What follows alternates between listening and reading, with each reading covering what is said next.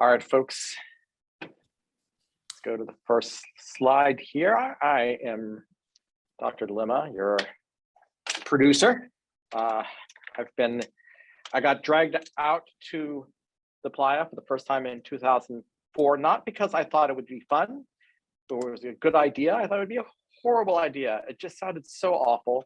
But I had a tech job where I was the only person on call, and I heard your phone doesn't work out there, and that was the selling point to me.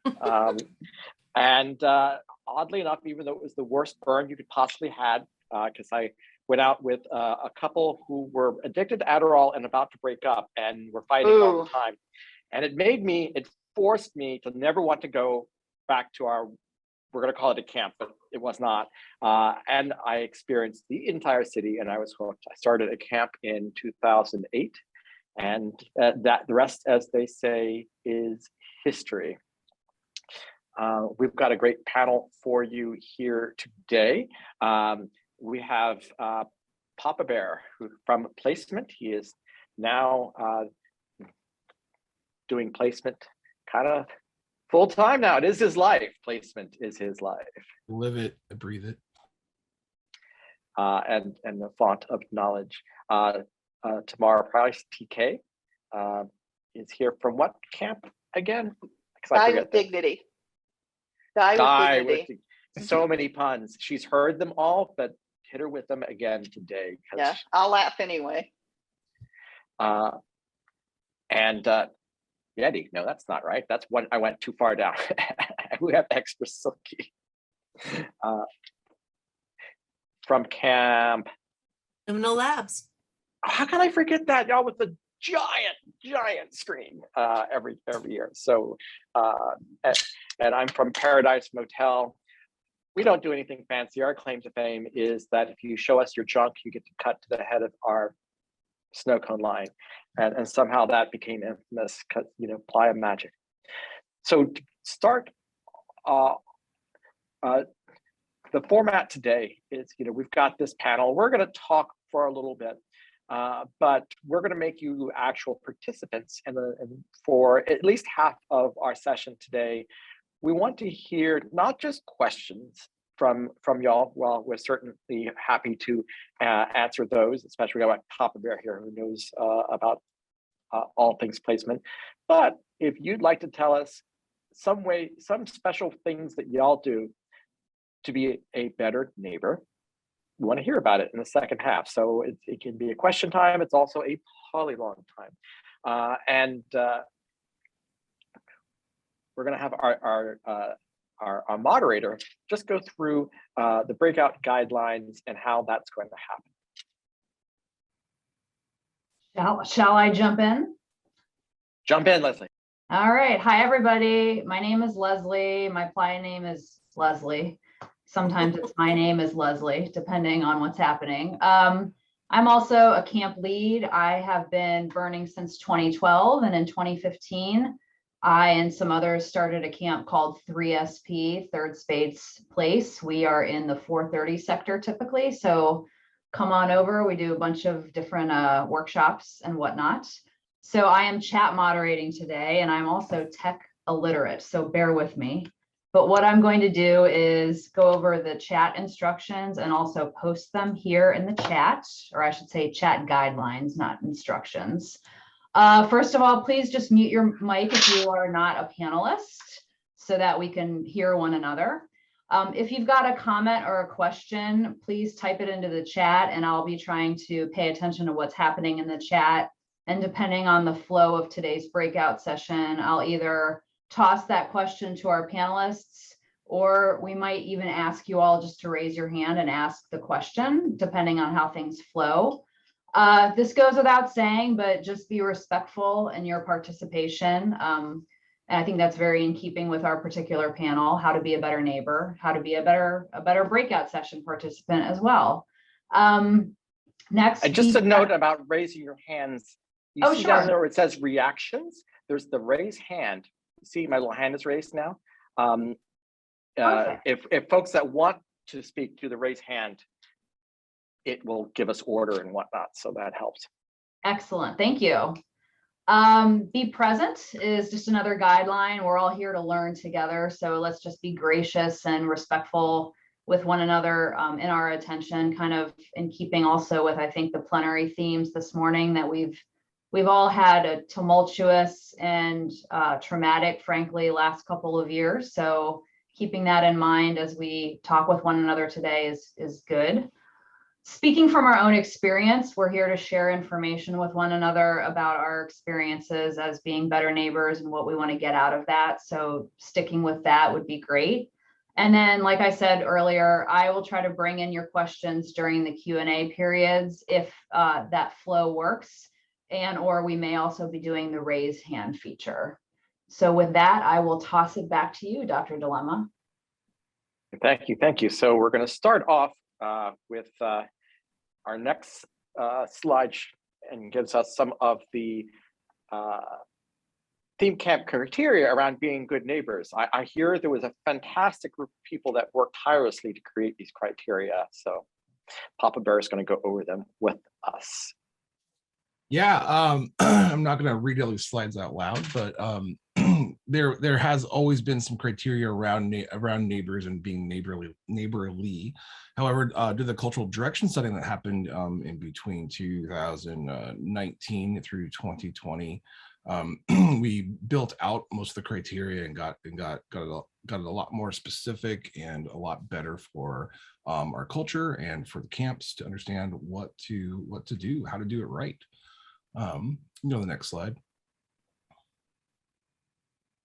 And this is basic expectations, very basic expectations, what we hope to see from camps doing for neighborliness. You can read through this on the website with the link we're going to drop to see later. And of course, as with any kind of criteria or anywhere where we try to like make sure things are running smoothly, someone's going to be supremely stupid and still do something we didn't expect or foresee. And therefore, any criteria that you read on the Burning Man website will have the caveat of if you do something supremely stupid, you still might not be in good standing. But this is the basic stuff to try to keep your camp in good standing. And next slide. And so an idea of kind of what we're looking for. This mentions a end of year self-evaluation report. We're currently calling it the post-playa report, and that'll be a new thing this year for all place camps to fill out, and a requirement of sort of like the end of season thing for all camps. So we'll be sending that out in, I believe, October, or at least the deadline will be in October. It'll probably come out in mid-September. And so we'll be asking you about what you thought about yourself, what you thought about your neighbors, that kind of thing. And we'll be reviewing that data. And so, we don't want you to be a tattletale, but please do tell us about that person who had karaoke going at full volume until 4 a.m. and everybody hated. We do want to hear about that. It's good to be neighborly, and it is a criteria. So we want to know about stuff. And then, did noise like karaoke or generators cause a problem? And that's a big one. And then, did you make good faith to resolve any disputes that arose? And that's where we don't need to hear any feedback at all. If you figured it out with your camp and resolved it on your own, don't tell us about it. That means everybody learned and they're walking away happier and knowing what to do. We really want to hear about the problems that kept going on if we weren't able to respond ourselves on playa to it. And examples are got called in because someone put their very, very large generator right on the street. It was so loud the camps across the street complained about it, and we had to work with them to get it moved, and they were not happy moving it, but they did move it, and then things were good and we were happy and everybody enjoyed the event. And on a whoops, I lost where it was. On a more top level thing. Oh, sorry. And so also the camp resource guide has more sections on what you can do to be neighborly. It has a whole section on neighborliness, and we'll drop that link in the chat too. You can end the slides now. And what the camp resource guide, just as an FYI, if you want to go read through that, it's getting a big reorganization and update and additional content in the next week or two. So go check it out now, but check it out in a couple of weeks, because there'll be even more information there to look at. And Finally, also around like neighborliness, as Level mentioned in the plenary, if you saw it, we will be telling camps who their neighbors are as long as they check that little box in the questionnaire saying we want to hear about it. So that's a big, huge thing. And I'm also going to talk about hubs for a second, and you can find all that info that was in the Burning Man journal post that Lowell put out a few months ago about the upcoming process. And there's a link for that we'll drop too. It's full of all the things that have happened and are still coming, including that post-playa report. And then so hubs was a big thing. I don't know if anybody here actually filled out to be a hub, but hubs happened, and we still have a few responses I haven't processed from the hub form that went out, but currently we've got 42 hubs with anywhere between 2 to 4 to I think 5 camps in a hub. So that's a pretty great number to get, especially because it's 42, you know, the meaning of life, and it's a first year experiment, and we got a 42 with that. There'll be a few more, but right now it's 42 as of today, which is great. So hubs are cool. It's Humans United for Better Sustainability, and we're looking to help with resource sharing and help camps to be more sustainable by knowing who your adjacent neighbors are going to be in your relationships that you've made pre-event. Some options that we put out there were Spark. It wasn't used too much to use Spark to find people. I found that in processing these, it seemed that most camps knew each other already from having been neighbors on Playa in the past. And so we're connecting that way. Didn't see much attention going on Spark or social media camps looking to join a hub with a random camp. And I guess that's kind of to be expected in the first year. We'll see what happens after a couple more years of trying this. Let's see. You can tell I prepared for this presentation really well. What is going to be interesting is that you know, the idea of hubs and people trying to be a hub with camps they already know is you kind of lose that serendipity of having a new neighbor. So it's interesting. So it's like, you know, there's this resource sharing that's really great, but it's also maybe it'd be great to meet a new neighbor one year. And so, you know, tossing that around of like you'll still meet some people across the street or whatever, but the bigger your hub is, the less new people you might meet. So get out there and go visit other theme camps in your area, because maybe you'll make some more friends that you want to hub with at another time, and change that hub up and do different things.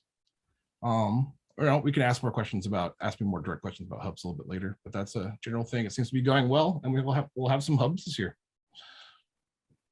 Thanks, Papa Bear. Yeah. I for one, I'm really, really excited about both of those initiatives because that's things that theme camp leads have been begging for a while. Like, please let us know who our neighbors are, because so we can do some coordinating ahead of time and coordinating events and whatnot, and also the hubs so you can share generators or other resources with other camps. And that's, you know, I know it's like first year, we'll see how it goes, but I'm really, really excited about that.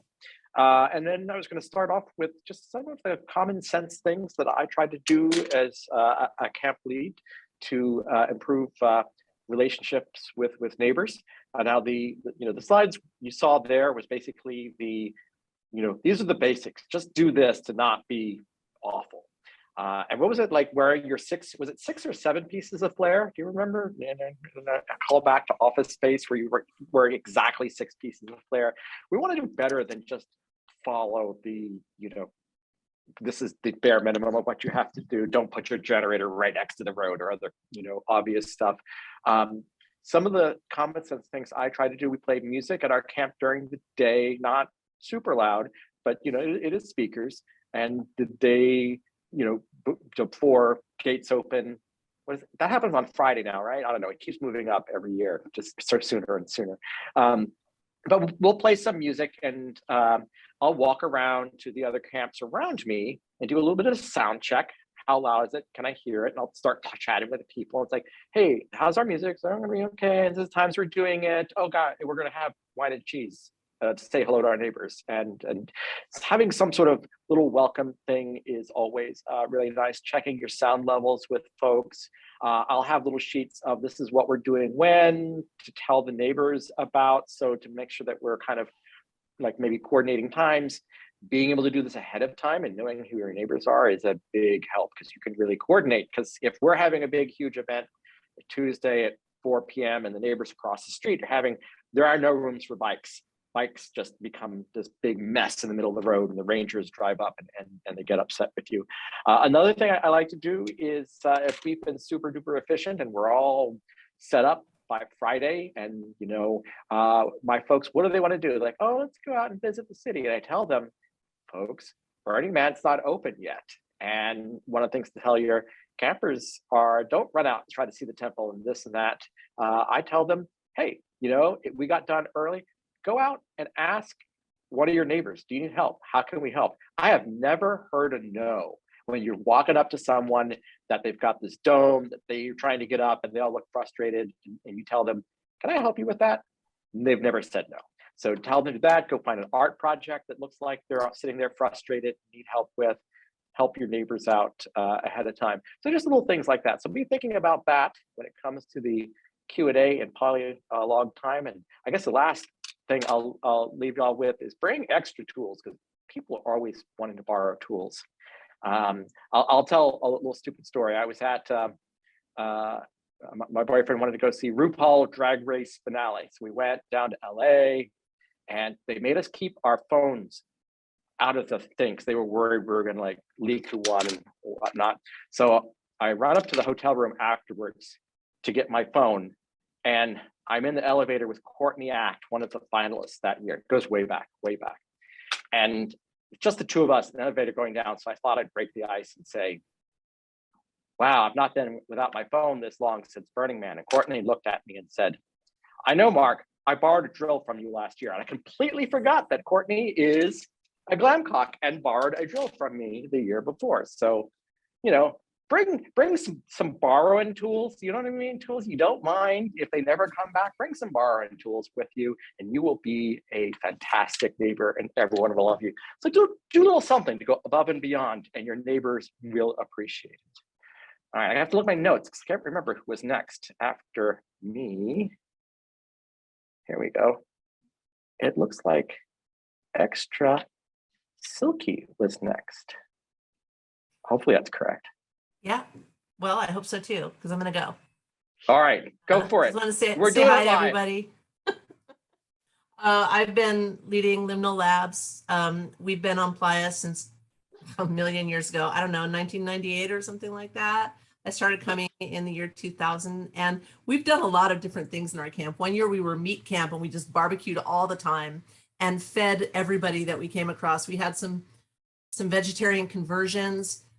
We had people that were like bacon curious, so we gave meat to everybody. And now we do different things. Last year, 2019, we ran an assassination game throughout the whole playa with squirt guns. So we change it up a lot to keep it fresh. I was thinking about the background that I picked for this presentation today, and I picked the background that I did. As you can see, it's everybody around the man on the night that the man burns. And what do all those people have in common, besides the fact that they're probably dirty?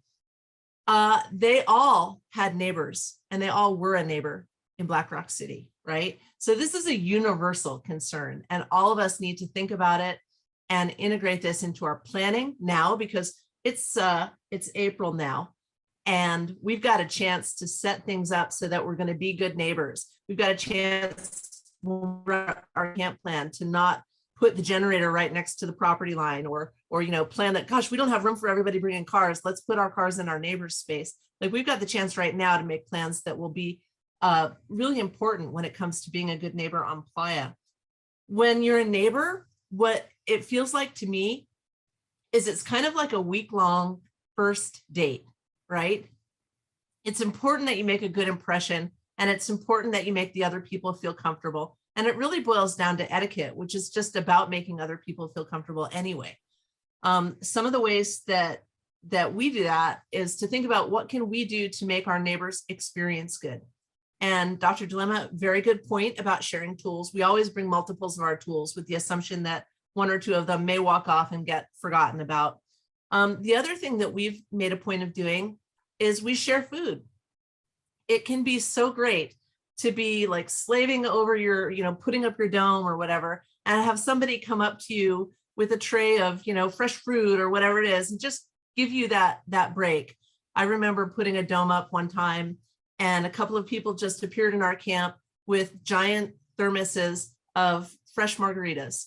And it was such a lift, you know, that they had thought about it, that they had gone to the trouble of bringing the right things to help somebody else. It really felt good. We also have a few events in our camp. So we always accommodate for the number of bicycles that we anticipate being brought into camp. So they're not going to flood over into our neighbors or block the road. And we make sure to, just like if you live in an apartment complex, right? We make sure to invite our neighbors to our events. Send somebody over, go over there yourself and say, hey, on Tuesday night, we're having s'mores, or, you know, whatever your event is. Come by if you'd like to. Just by articulating it, rather than just assuming that, oh, if they see it, they're interested, they'll stop by. Just by articulating it, it's so welcoming. And it really can change the dynamic between your camp and the other camps by kind of extending that hand in friendship. I think it's also really important that you make your space welcoming, because what I find myself doing is I will need to get out of my camp, but I can't go too far because I've got 10 things I've got to do. To be able to go over to a neighbor's, sit on their couch, enjoy their shade for 20 minutes, have a conversation can feel really good. Now, I've definitely had it happen where I go by neighbors and they're oh, you know, we're busy, we're closed, we're not having guests right now. And that can be kind of a weird vibe. I know when I started with our camp, it was with the assumption that theme camps were pretty much open 24 hours a day. You know, they're open to the public. So I think that it's important to make your camp welcoming. Makes a big difference.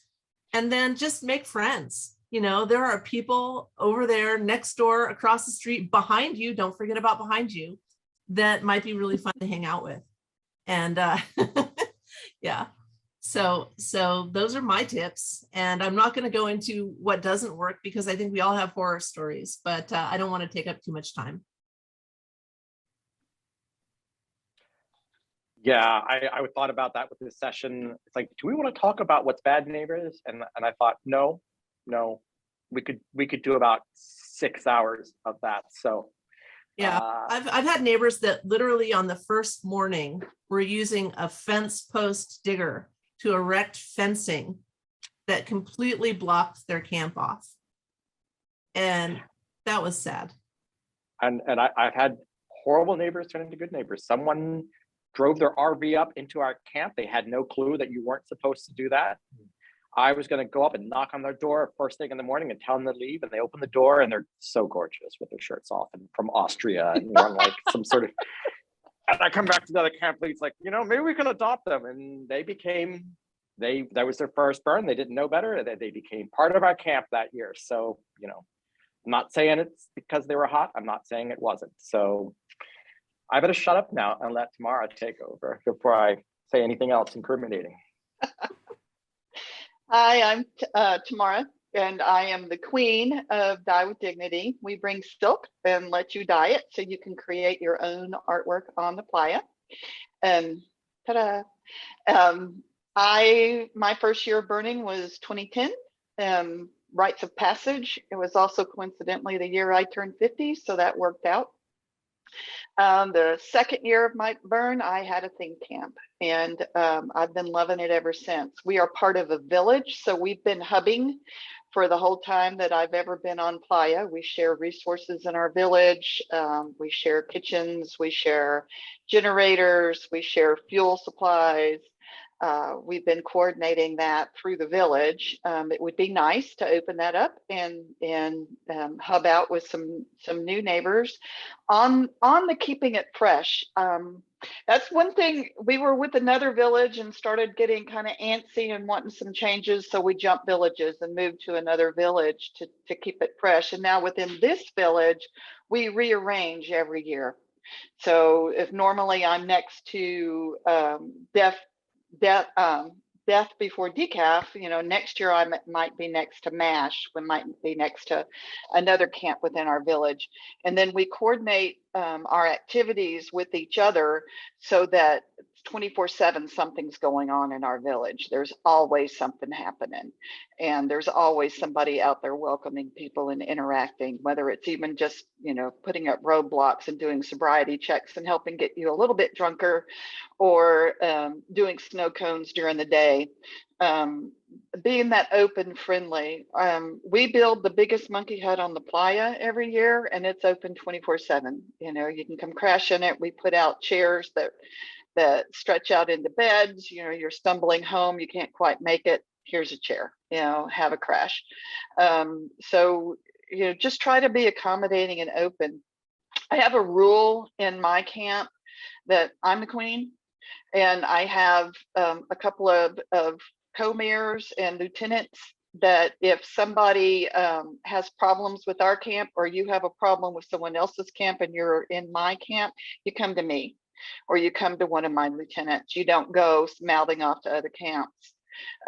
You run through me, I go to their camp leadership, and we have a discussion. I don't want anybody out there having a discussion on my camp's behalf that I haven't authorized. That just keeps the communication where it needs to be, and not in petty squabbles. Another thing we do, like you said, somebody showed up with margaritas when you were building your dome, is we do snow cones, and I'll load them up on my trike, and we have the little Honda generator that's extremely portable, and we'll go out and give snow cones out to people who are still building art. You know, just come, roll up, set up, here's a snow cone, you know, tear down and leave, and kind of guerrilla snow cone. So we had a young man in our camp who, no matter what you were doing, if you got into a place where you were stuck, he could show up with just the right tool. And we called him Mike Guyver, and sadly Mike Guyver died. He was in a motorcycle accident. So we have Mike Guyver nights. You know, when we're done for the day and we're done setting up, we all load up with Mike Guyver tools, and we go out and we hit our neighbors. And we say, what do you need? You know, do you need this tool? Do you need that? Do you need food? I'm famous for walking around with a bag of bacon. I bring a bunch of bacon, frozen bacon, and I carry it around in my backpack, and I see somebody freaking out, I just start popping bacon in their mouth while I'm talking to them, you know, and giving them drinks of electrolytes until they calm down, and then you can have a discussion. But if somebody's angry or tired or dehydrated, you're not going to have a good conversation. If you are feeling any of those things, you're not going to have a good conversation. Eat, drink, take care of the basic needs, help other people take care of their basic needs, and better communication can happen. I think that's all I got for now. Thank you, thank you. Well, as we transition to the next phase of this, I don't have PETA here. She's upstairs running another, but I'm going to stand up for this part, and I'm going to encourage everyone else to stand up too, wherever you are, just so we can just move around a little bit, because I've been sitting in my chair for almost an hour now. I'm sure everyone else would like to stand up a little bit too. There we go. And so for the next part, I think we talked about maybe we can do this in the chat. Maybe people can raise their hands. Maybe let's start with trying for folks to raise your hand if you'd like to either ask a question, and you know, if they all go to Pop Bear because he's the placer, that's fine. Or if you want to direct anyone, or just want to like open it up to the panel, go ahead and do that. And if you're like, well, I don't feel like being on camera and talking, just paste it into the chat as a question, throw a question mark at the end of it so we know that it's a question, and we'll have someone read that off. And I'm gonna call out a celebrity that's joined us. Captain Ron is here. If everyone ever needs to point their newbies to, oh, I need a list of everything I need to bring to Burning Man and not die, go to his lists. They are fantastic. Hopefully you'll have a story for us. I'm waiting for your hand to raise, Ron. All right, I have to put on my reading glasses. I don't know if have any hands raised yet. There was a question in the chat. I was watching that around other guidelines or rules about gifting food. There sure are. There are guidelines and rules about gifting food. And I don't have that link ready, but I can try to find it really quick. And the state of Nevada If you are gifting food to people outside of your camp, or you are feeding more than 125 people that live in your camp, you're required to get a health permit. Booze, no, but health permit for food in your camp, more than 125 people, or to people who don't live in your camp. And you can find that on the Meta website. I'll go find that after I stop talking and paste it in the chat. Booze, you don't. However, you do have to make sure that you're serving to 21 and over only. The federal government likes to do stings on camps that have bars. So, they'll send in someone young, and if you serve them a drink, that person will then give you a ticket because they are a law enforcement officer and not just some nice young person that wants some booze. So be careful with that. I used to run a camp, actually. We didn't talk about that back. Revolution was my old theme camp from 2007 to 2012. And we did a bar from dusk till we ran out of kegs, which could go to like 4 a.m. sometimes per night. But we were real strong on the 21 plus. We eventually built a little kiosk to check people and stamp them because we were on the 9 o'clock portal. So we were pretty popular. A lot of people coming through, and law enforcement like to check out popular bars. So be careful with that. Snow cones count as food if you're thinking about doing snow cones? Yes, they are. We do Yep. We only do snow cones. We get checked every year. And one of the things I would say about the process, because it's like, oh God, government bureaucracy, this is going to be awful. When they come and check you, they are really, really not like, they're not out to get you. They're like, Nope. like these food inspectors, we're trying to shut you down. They love to educate. And they, if you're doing a couple of things wrong, they'll tell you about it. They'll help you. They'll give you good advice. I think it's rare they've ever actually shut anyone down. But if you've ever had like some horrible playa,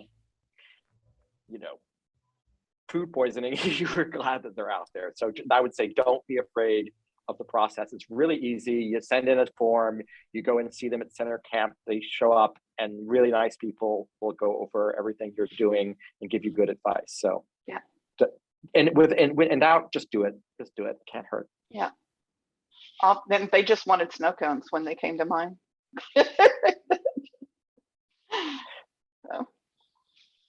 Yeah, they tested our water, and I remember one year they said it was over chlorinated or pH or whatever it is, so that we made sure to get the little strips, and we were checking them all the time. And then the next year they came, we said, look, we've got our little strips now, and they're like, oh, you listen to us. So Are they testing strips for alkalinity, or are they testing strips for purity, or what?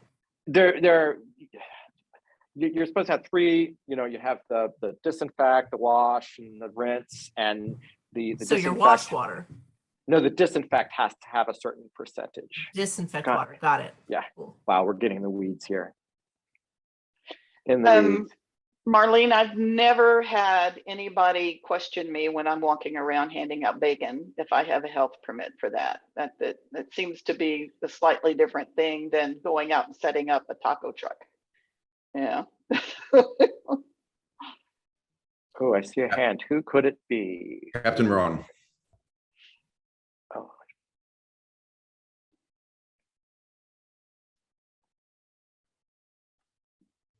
Do I have to ask him to unmute? No, I got it. Unmute. Can you hear me?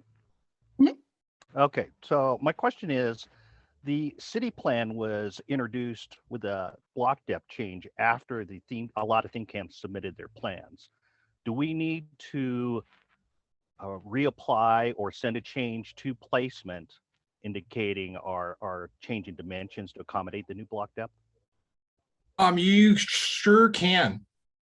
You sure can, and we certainly love that ASAP, because I have to say we're currently mapping the city right now. As we speak, there are placers mapping the city. Please send it in right away with a new update on what you're doing. We also Tetris camps all the time. And so we'll look at your camp layout, we'll look at your square front footage, and we will adjust your size to make sure, looking at what your actual frontage is and what your needs are for interactivity, and make you skinnier, make you wider based on that need. But a camp layout sent in by you helps the placers to make sure that they're actually mapping you in something that's going to work for your camp really well. So a second part to that question, the map that we submitted was for a block depth of 200, but our HUBS map we redrew for a 250-foot block depth. Do you want us to also send you a change for our individual camps for the 2 camps that originally applied? Are you changing the dimensions of your original camps? Of the individual camps? We did to accommodate the new HUBS map that we sent you in the HUBS application. Yeah, I'd send them all in. I just send them all in with like subject line, hub, and individual camp layout update, so we can get it on all the right spots. Okay. Yeah. Thank you. Yeah.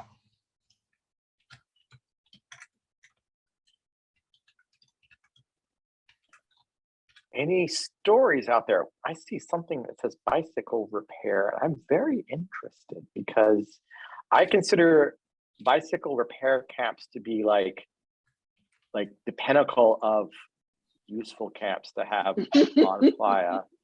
I know, I'm not putting you on the spot here, bicycle repair complex person. You want to talk about that? Nope, you're hiding. Maybe they're on a phone.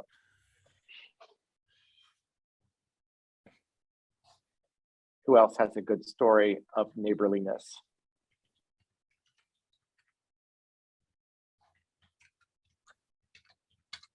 Oh, bicycle repair is going to. There we go. There we go. Oh, he's muted. I think I have to hit ask to unmute. That's not working. Aha, there you go. Yeah, he can't You talk. cannot- He's on the phone, but he's going to be off in a second. I think if I'm reading the sign language right. Oh, cool. I can't see that right. So raise your hand. Don't be shy. Step right up. This is a participatory breakout.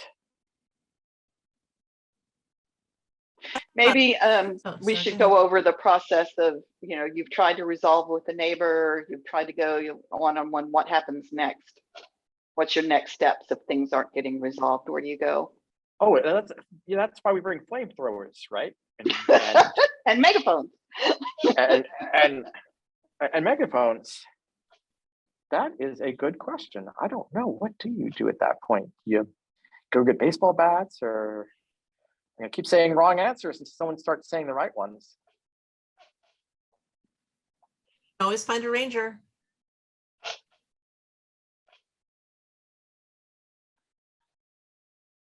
Would you, do you advise going to a ranger first or finding your placer first?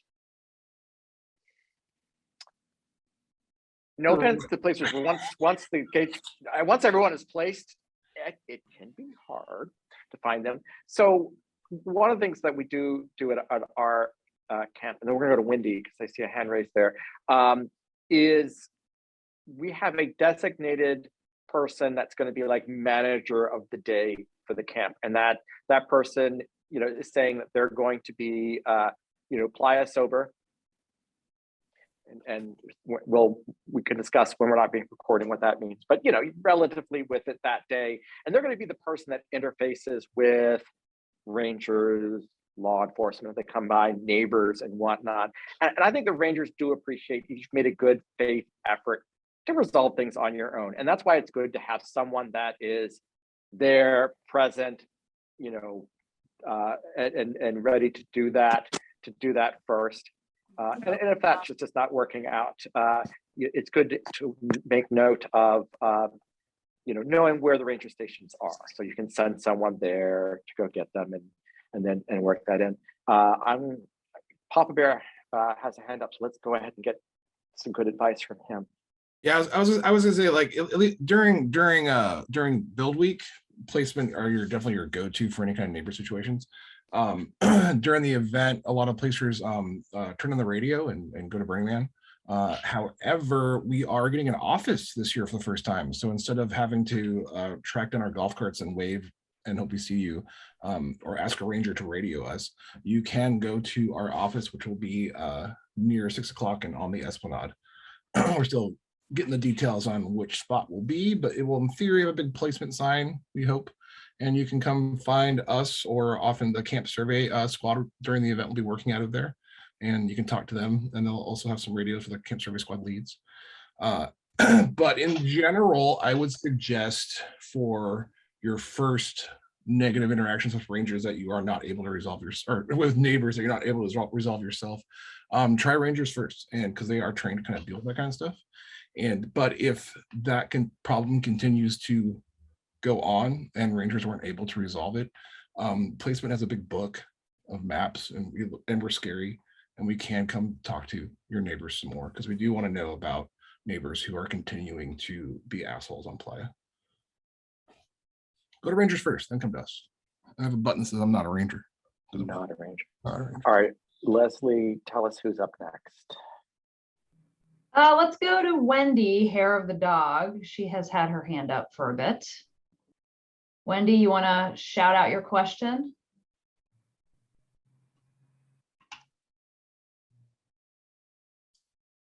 Actually, it's not really a question. It's kind of like, I don't know how many people on here know Hair of the Dog, but we're a 24-hour bar camp with a stage, and we have live acts and things.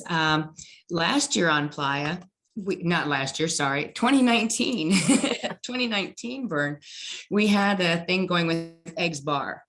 And this was, we love the two bars, we get along fabulously, but we kind of had a stunt going on where, you know, we took some of their things, they took some of our things, kind of like a high school, two high schools competing against each other.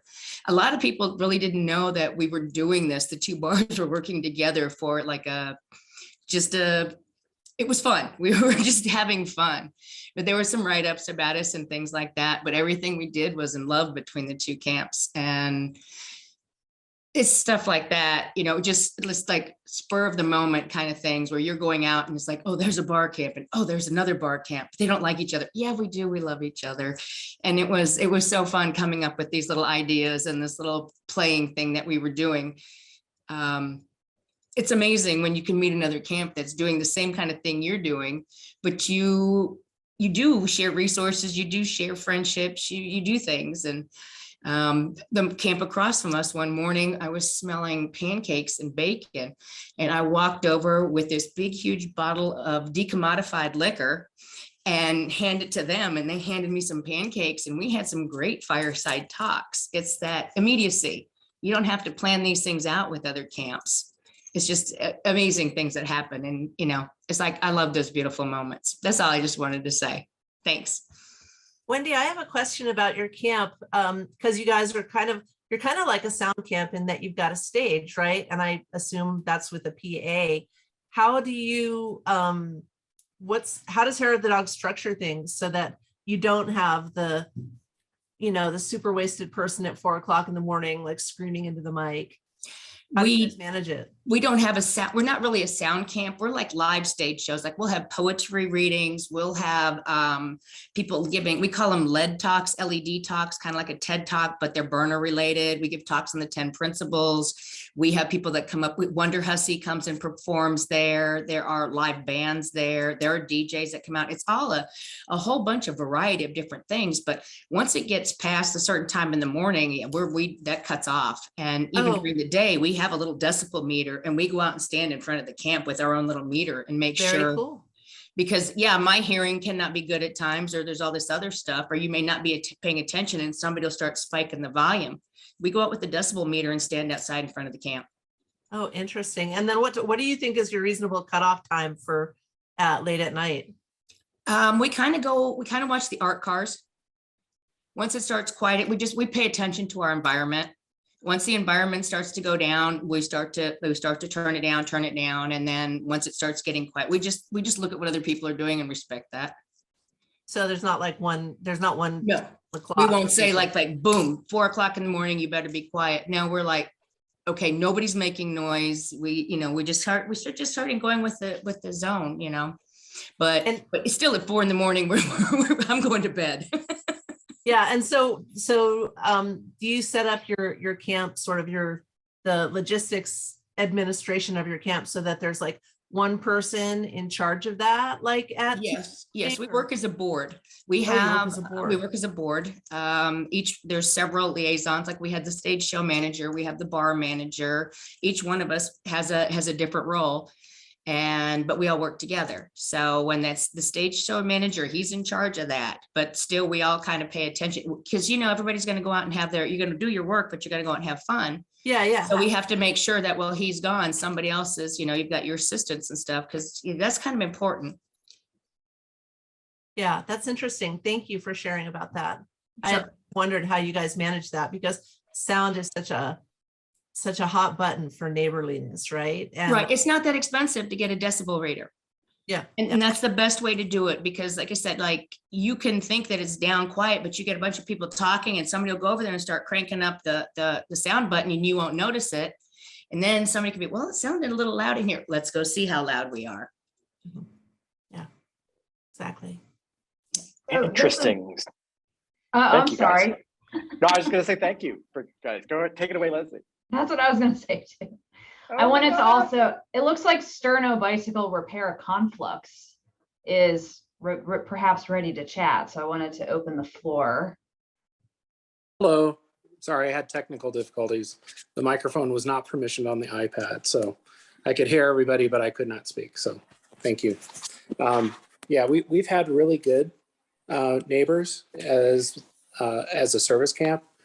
We interact with a lot of our neighbors. Everyone's got bicycles and things break. And I think in years past, I've been next to some camps that were very loud, and yeah, you kind of have to understand that. But yeah, I think we've not really had any issues as far as conflicts. So, was there other questions? Sorry, trying to make sure I would have the question of how can we be a good neighbor to bicycle support camps, since what you do is so integral to everybody having a good burn. Yes, and can you camp next to me? Yeah, I was gonna say, since you're here and Papa Bear's here, let's work out a hub right now, live. The hub form closed yesterday at noon, so we're not. Oh, full port. All right, scratch that plan. Scratch that plan. But no, my question stands, like, is it the kind of thing where if, is there something we can do to be good neighbors to bicycle servicing camps? That is it like we show up with a bunch of extra tubes to share, or how would you, what would you be looking for? Yeah, I think, any spare parts, we go through hundreds of tubes, right? Our camp dues are usually focused on buying spare bicycle parts, pedals. We don't do a whole lot of we have chains, bike pedals, inner tubes, some tires, but for the most part, it's all quick, and we can service 100 people in a couple hours, right? There's a lot of demand, but it's all super enjoyable. A lot of the folks are really, really happy to have somebody with a wrench that knows how to adjust a bicycle chain. A lot of these bikes come straight from Walmart assembled, and we've seen it where the handlebars are on backwards and they can't, it was just put together wrong. So but I think generally it's, as a service camp, it's we show up with everything we have, and we do run out of stuff. So tubes, yeah. And I think generally to everyone that shows up with a bike that they may not be familiar with, if they bring spare parts, we can certainly put them on for them. The other thing we like to do is actually introduce ourselves, get to know who we're working with as far as their bicycle. We work directly with them, so we kind of introduce ourselves and then repair the bike. And if we get an opportunity, we'll let them do some of the wrenching. So if they break down again, they can repair. So It's very cool. yeah, but I think that's probably the most challenging thing, is to show up with enough spare parts. Good to know. Yeah, things to always bring extra of bicycle tubes, toilet paper, and propane. I remember, what was it, 2014 or 15? There was the year that they ran out of toilet paper in the Portos, and I remember I was standing here with my own toilet paper, and everyone staring at me. I started going, my precious. And ever since then, I will bring like 20 extra rolls, because that year I ended up, every time I went to the Porto, I ended up leaving my, the roll with folks there that were desperate for toilet paper. Propane, we like to give away to They've got a sweat thingy at heebie-jeebies, and so we always bring them an extra propane thing because they always run out, or water if they run out. But that's something to consider is if you find that you've got too much of something, dear God, before you throw away something like food, go see if neighbors need any, or petrol or whatnot. Yeah, we walked around one year, we had a bunch of leftover gas and we topped people off on their cars so they could make it a little farther away from the burn before they had to get gas. I see Papa Bear has his hand Yeah, up. well, I was gonna say, always tell your campers to bring their own tubes, even if they don't know how to install them themselves. Always bring your own tubes. And then Marlena was asking for Sterno. I didn't catch your real name. Sorry, I'm just killing with the Zoom thing. What specific size tubes are the most popular? Like what do you run out of first? 24 is common because that's what's being brought from Walmart. But we bring 24, 26. We don't have anything smaller than that. Yeah. So odd sizes. So odd sizes, we can't service, but if somebody shows up with spare tubes, and it does happen, we take everything we can because you never know what somebody's going to show up with. Yeah. And what about kid bikes? I mean, are those smaller tubes? Yeah, but I think that they don't seem to get the same amount of wear and tear for whatever reason. I've not seen like any small bikes like you're saying, like the 12-inch for like little kids. I haven't seen anything like that. Yeah, it's usually Walmart bikes. We've seen some pretty high-end bikes that were just assembled wrong, that sort of thing. But yeah, and now of course we're seeing a lot of electric bikes. We'll do the general maintenance, but we don't typically interact with the electronics, right? Yeah. All right, maybe we'll flip this around a little bit and ask not what you have done for your camp, but I'd like to hear what's the nicest thing that a neighbor camp has ever done for you? Because I was thinking back one year when a neighbor camp just showed up randomly one day with really fresh, really cold fruit on a platter. And I don't know if you've had like really fresh, really cold fruit on Playa, but it literally is the best thing ever. Does anyone have something you want to tell us about? This is something a neighbor did for us that was so amazing, just out of the blue, random One of our village camps, we get a large crowd when we advertise in the book. When we're in the book for our dye events, we get hundreds and hundreds of people, and we have quite a line.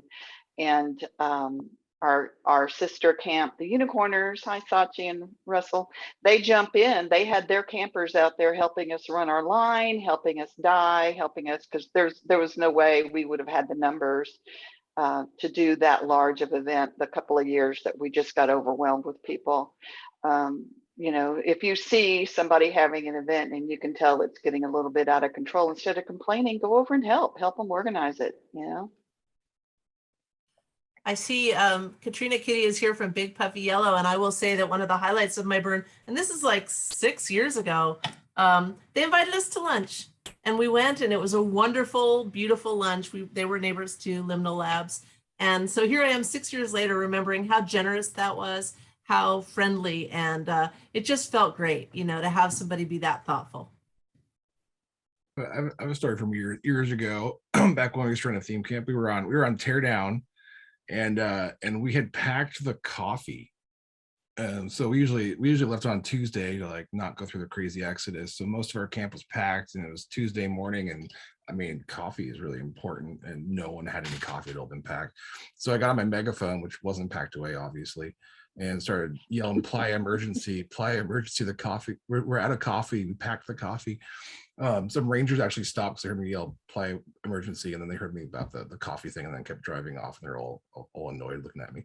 But this guy just came out of nowhere on a bike, cruising super fast straight at me as I'm on the megaphone with coffee in hand, be like, "I heard you from way over there," and presented a bag of coffee, and we got that coffee, and it was amazing. That's so nice.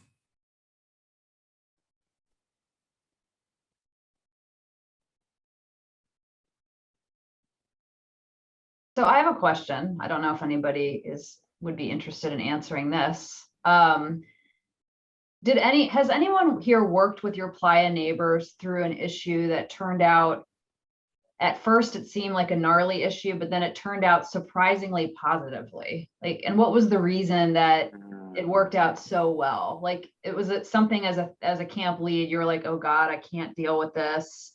This is going to be awful. But then, looking back on it, it just turned out amazing. Does anyone have sort of a story like that? I see Paul has his hand up. Paul? You're still muted. There you go. Thanks. Yeah, great question. Thanks, Leslie. So yeah, my name is Paul. I'm with a camp called Camp Soft Landing. And there's kind of like two categories, like louder camps and camps that depend on quiet. And we have two kind of services. One is a 24-hour tea house, and the other is a lecture series. So we're kind of the vulnerable ones. Like if there's a lot of loudness around us, it makes it harder to do the offering. So we had a camp where they were very loud, kind of 24/7, or at least well into the evening. And it was one of those things where there was no one there. So it was kind of mysterious why it needed to be that loud all the time. The way that it worked out well was that they ended up kind of packing up and leaving. I think there were attempts, and I wasn't involved in trying to do the conflict resolution, but people from our camp went over and asked them to turn it down. And I think maybe, I'm sure we were super polite, but it didn't get resolved in that sense, but they did end up kind of like packing up and leaving. But what I kind of learned from that is, I think if I was with a ladder camp, one good thing to do might be to go check and see like which one of your neighbors are trying to do, like a quiet chill space for people who need an oasis. And how can you kind of work with them to make sure that they're able to do their kind of service offering. Considering that I placed your camp for years, I guess that was my fault. I don't think so, Papa Bear. This is somebody went rogue. This was definitely not you, Papa Bear. Okay, all right. I guess the hot Austrians that we let stay in our camp after they crashed, it doesn't count as that, but that was like 2010 and things were different then. There was a different time. In the chat, somebody mentioned, what about the flip side? Ideas you thought were good, but turned out to be bad unexpectedly. We had some people come into our camp from a nearby camp, and we happened to be camped very close to center camp at that point. So the first thing they said to us was, well, where's the coffee? And I just pointed at center camp. I was like, it's right there, but then they were like, well, where's the food? So dinner was all over and everything, but we took out food and we fed them and everything like that, because I get it, you're hungry. Then the bikes that they were on, they laid down in the middle of our camp and started spray painting on the playa with no ground cloth or anything. And apparently they were stolen bikes that they were trying to disguise. And it was just like such a moment, like, what do we do? This is crossing the line so hard. We have 3 of my campers that we camp with are rangers, and they started having some very, I was feeling very upset and a little bit aggressive, but they were being so neutral and just kind of, taking away the intensity of the situation, where it turned into a much worse situation. It turns out the woman that was with the man was there against her will, turned into a kind of a bad scene. But the good thing is that we got her out of his clutches, and we got her, she was like, but he's my ride. So we got her a different ride back to Reno, which was good. But we called them the raccoons because every time we turned around, they were rummaging through our stuff, and they ended up stealing, or the guy ended up stealing from us also. So things can get sideways in the weirdest of ways.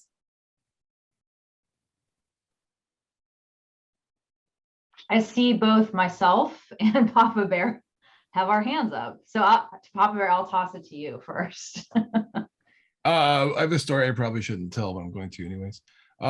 So We'll pause the recording. Best guy. Recording. I used to do this for years of my for years of Burning Man, like a little bit of mischievousness, and my partner had when I met her, she also did something similar. So we united on this. She had a name for it called hashtag Community Through Crime.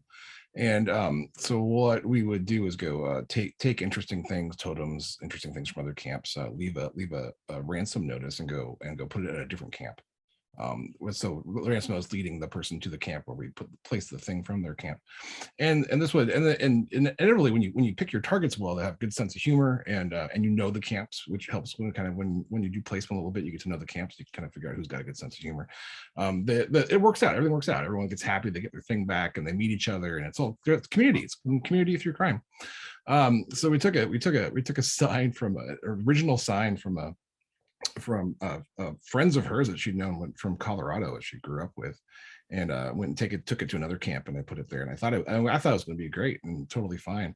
And the Colorado camp kind of freaked out and were not stoked, and were a little threatening to the other camp, and like roll a bike over their picket fence, and bad news. Oh no. Yeah, and then so the other camp like screwed the sign into an art car that was broken down in front of it, and the mutant vehicle owner caught me like unscrewing the sign, because I was like, I'm trying to deal with this whole problem. So I had to go apologize and like tell everybody and like work everything out, and then I was like, well, maybe I won't be doing this anymore, because I could have screwed that one up. So be careful when you're being mischievous out at Burning Man. You can still piss people off even if you think you know their target.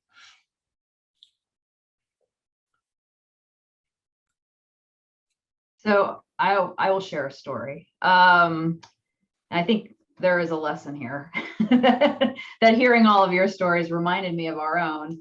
So I think it was the first or second year that we had started our camp, and we were setting up, I think, maybe 3 or 4 hours into the build, and we are unloading everything from the truck, and we smell this horrific smell. And at first we think it's maybe we're near the porta potties. We look around, nobody's really out there even yet. It's still early build week.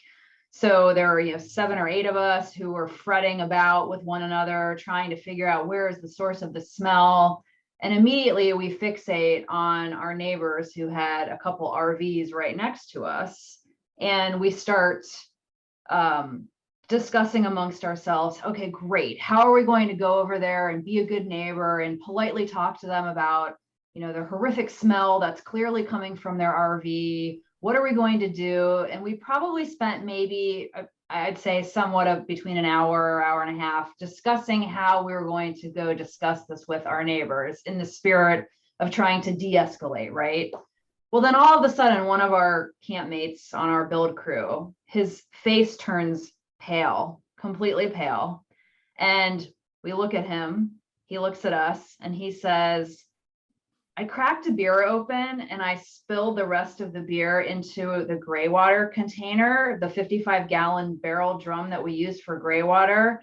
And since that had been sitting in our storage unit for a year and there had been some moisture in it, apparently that was the cause of the horrific smell.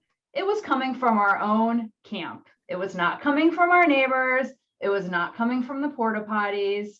And of course, we kind of collapsed into tears of laughter and relief too, right? Because first of all, we look like complete assholes within our own camp, because all we had done for the past hour was create this potential, shakedown that we were going to have with our neighbors. And I think the lesson there was a good one that we have carried within our camp for years, which is being a good neighbor often starts with yourself and looking a little bit introspectively and critically and practically at what it is you all are doing. And I think especially those camps who have been around for a few years they might fall into very common patterns and not really stop and think, is what we're doing actually affecting negatively our neighbors?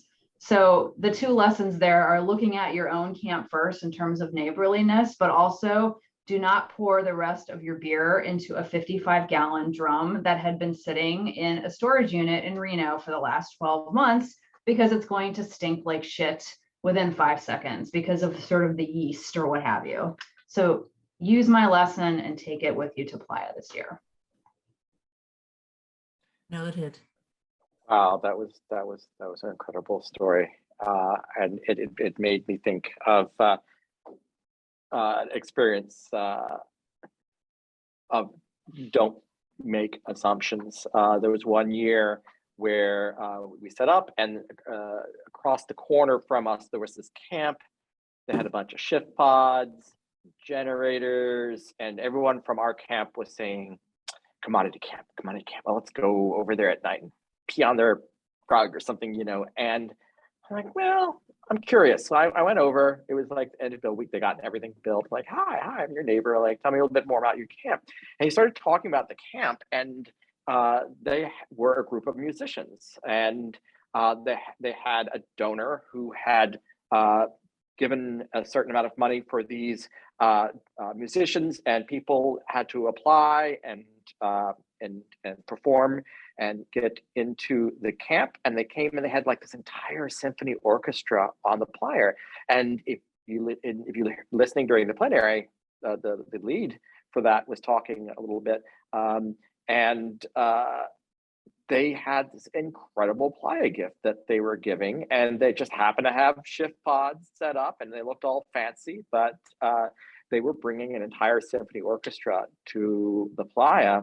And it just I went back and told the camp, like, let's not make judgments until we know exactly what it is. Just because they've got a bunch of shift pods does not mean they're a plug and play commodity billionaire camp, because these were all young performers who would never have been able to make it out to Burning Man if it wasn't for this program that they had set up.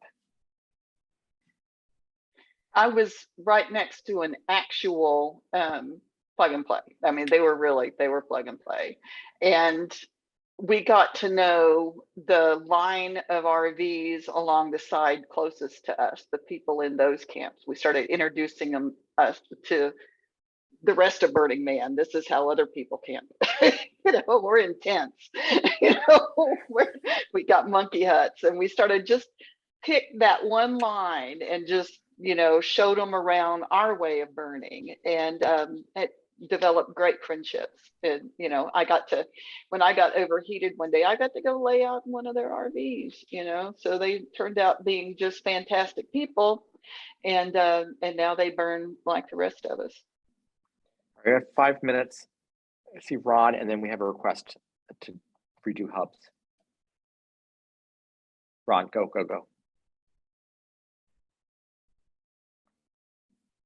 My question is for Papa Bear. With the redesign of the city and the elimination of the dead end streets or the T intersections, they've created pathways, pedestrian and bicycle pathways in the longer outer blocks.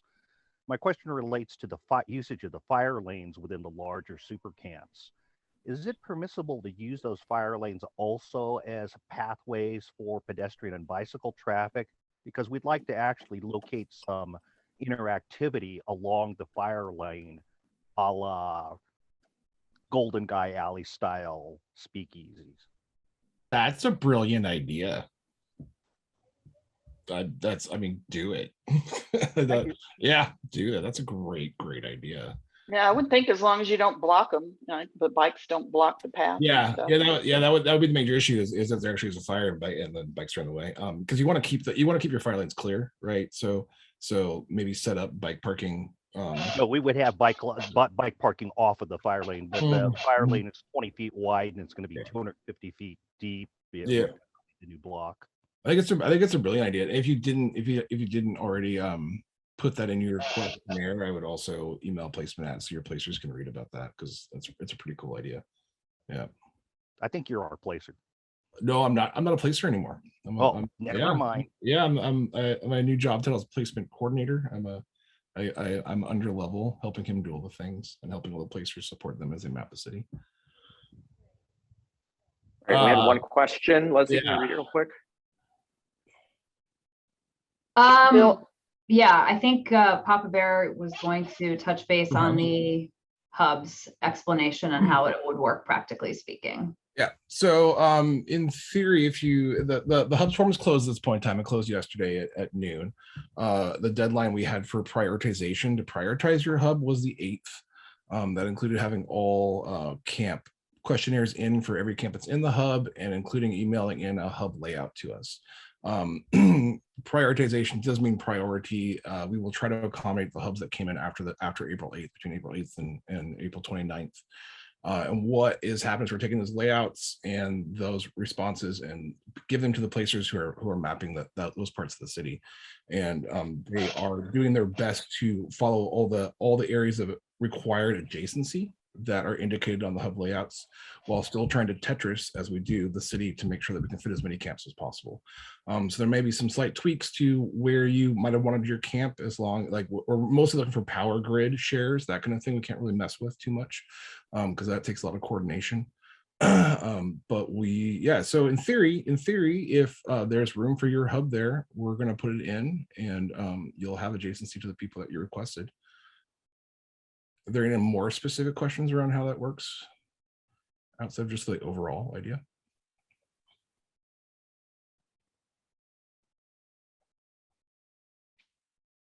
I'm sure we'll learn lots of lessons this year. Yeah, I mean, and like I guess this is a first year, so everything, welcome to that experimental city of Black Rock City. I've had some thoughts, having processed every single form response to prepare it for the placers, about how we can change that up and how we can make it a little bit more efficient and better. And there's questions that I have questions around, like the villages and hubs are very, very similar. There's barely any difference between what is a village and what is a hub. Outside of identity of the umbrella, village has a name. All the camps in the village have their own names. A hub doesn't have an umbrella name, it just has the theme camps. And there are a few other slight differences that are going to be probably evolving and not have much changes. So do we really need to have villages and hubs? Can we just have one? Could we call it a hub and simplify the village questionnaire a little bit and have it just be the hub questionnaire? And that's where your hub layout goes. And then we review all the camps that are in that hub. You could still call yourself a village. It's just, we're not going to have that category in our paperwork anymore. I don't know. I mean, these are ideas and thoughts and things to talk about within camp support, and for feedback from other camps, and to discuss within placement and how we're doing things. So hubs are really interesting. It's very similar to villages, but the idea that camps can keep control of their own resources, like tickets and WAPs, is really cool, and you don't have a mayor having to do all that kind of stuff. And I think that's a big benefit to at least to the mayor, and also for placement, to know what all these camps are doing, the individual camps themselves. Like villages, it's hard to kind of peer into what's happening within the village so much, kind of why we're requiring all camps within village questionnaires this year, to give us a better idea of what's really happening in that village, and how many of your camps are art support or DMV or theme camps. And so HUBS gives a better picture of what's going on, and makes it easier for us to place in an appropriate spot. Yeah. And with that, let's wind things down, because this is the same room we're going to be using for another breakout session, decommunication and interactivity. Are you baking a cake or buying one? We'll talk to some of the folks that help write the theme camp criteria and explain, what is this uniqueness thing we're talking about, and what can you do to make your camp more unique and interesting. Please fill out the feedback form. Papa Bear just popped up a link. They go away after this closes, so click on it now so you have it, but only if you say nice things.